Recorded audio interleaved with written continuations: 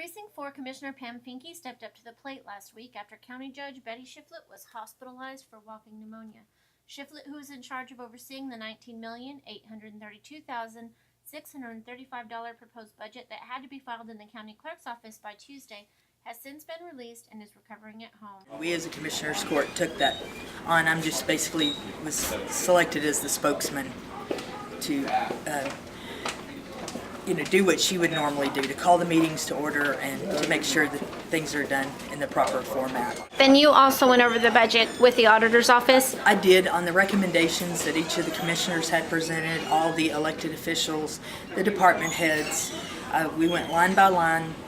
Judge Shiflett had a whole list of things that she had already presented to the auditor's office that was hers, that we had talked about as a commissioner's court. So all we did was just make sure that all the recommendations that the commissioner's court had approved were put into this proposed budget.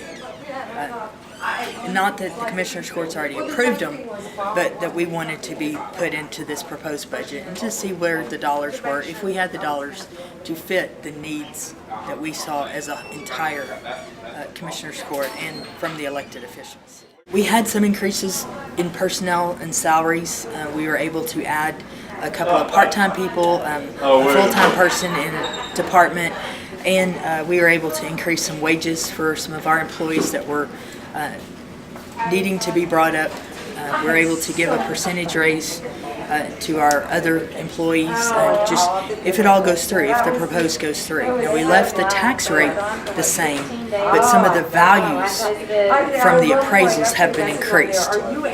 So that helped us to bring in more dollars. And also our revenue from sales tax has increased.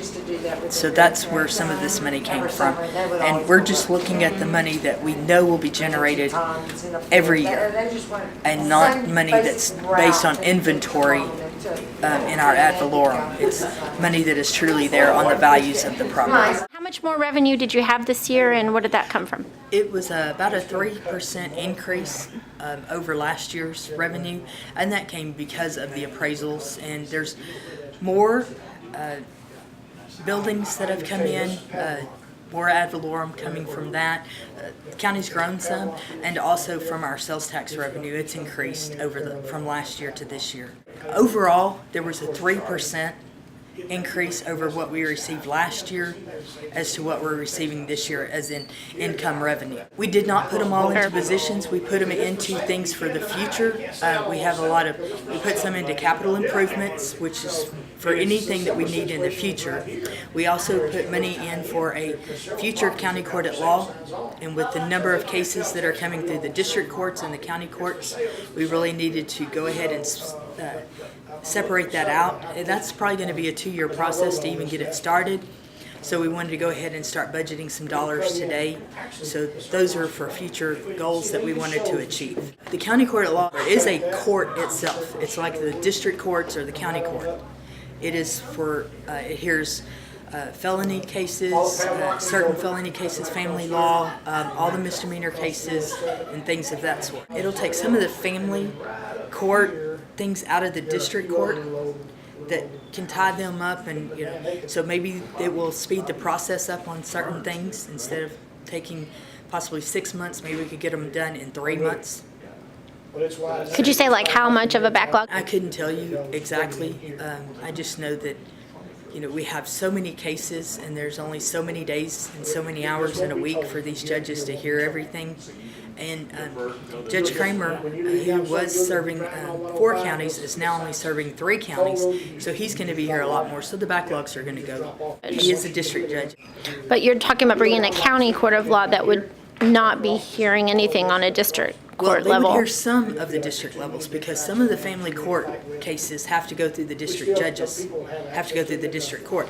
But the difference between a county judge and a district judge is that they are a licensed attorney. So there's certain things that only a judge that is licensed by the state of Texas, the Bar Association, can hear those cases. They can't rule on certain cases. A county judge cannot rule on those cases. Judge McKeag and Judge Kramer, they've increased the number of cases that our district court has between the 12th and the 506th district courts. They've increased quite a bit. Let's go back to salaries, because that was a huge chunk of the budget. You tried to decrease it by $500,000, but it was $8.3 million in its own line item, for personnel and salaries. The additions that we've made are we've added one communications person, one telecommunicator for the sheriff's office, which is a 911 dispatcher. We added one, we actually went from a part-time jailer to a full-time position in the jail. We are proposing to add a new hire into the treasurer's office to help out with the number of accounts receivable that they have, the payroll issues that are coming down, because we've moved payroll out back into the treasurer's office, so that's going to add a burden to them. But in the HR department, there are so many more things that come under HR now that are being mandated, so we thought that this would be a good time to go ahead and move that back and bring in another person into the treasurer's office. And we're looking at a part-time person for the district clerk's office to help with getting some of our books, some of the records that they have, getting them put on more of a digital format, and also did that in the tax assessor collector's office, having a part-time person to help out with the expansion of those departments and what is being mandated by the state in all those departments.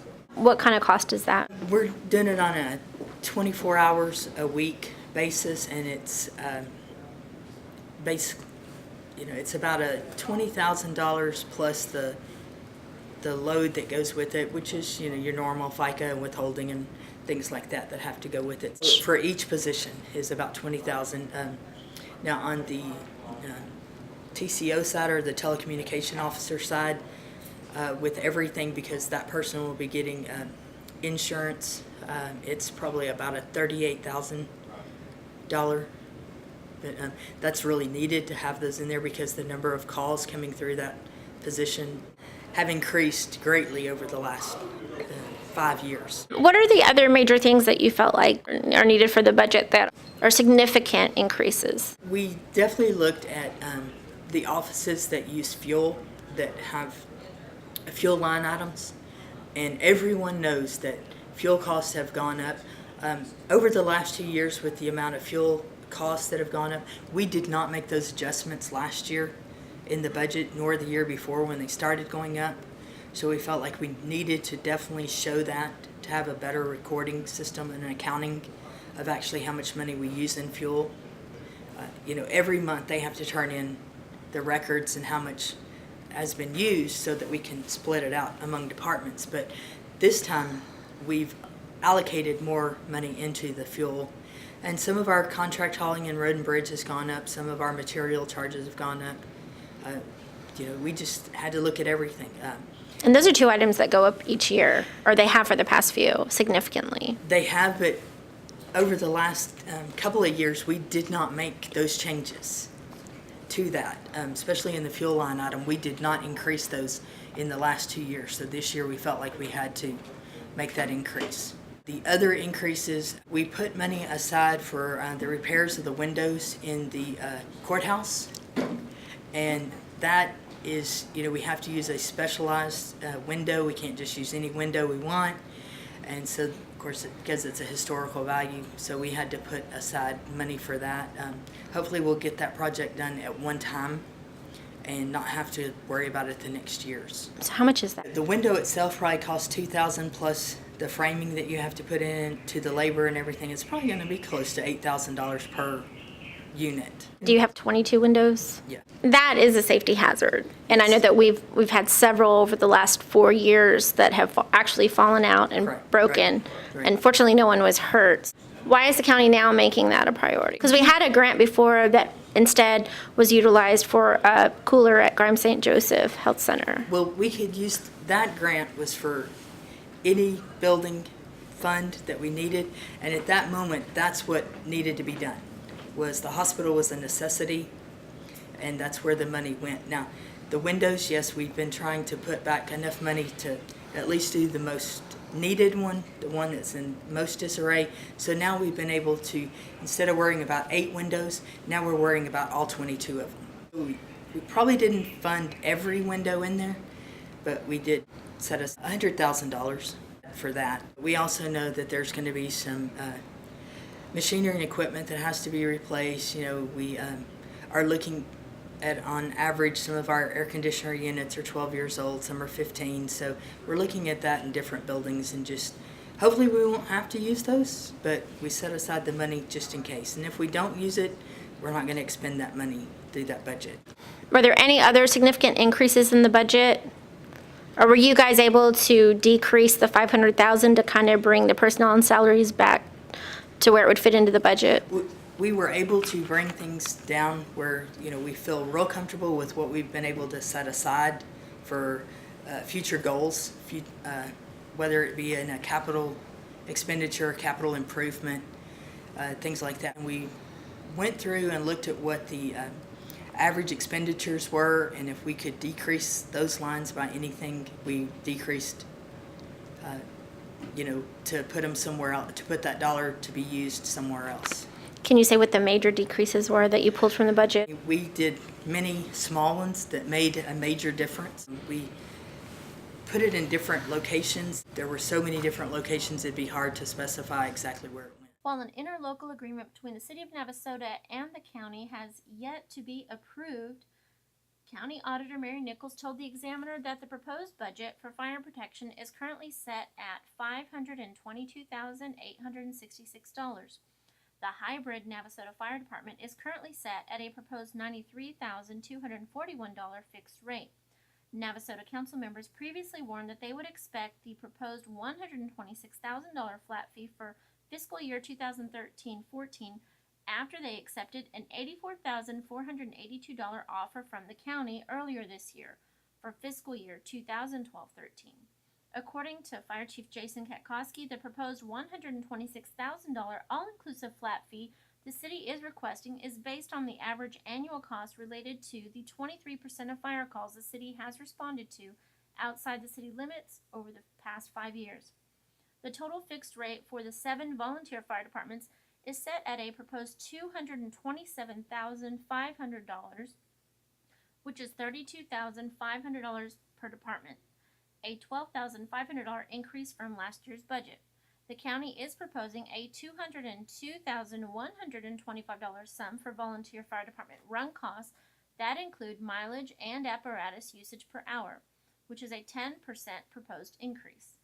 The county currently pays volunteer fire departments a $20,000 fixed rate as well as an additional $20 run cost for hourly use of equipment and $3.40 per mile.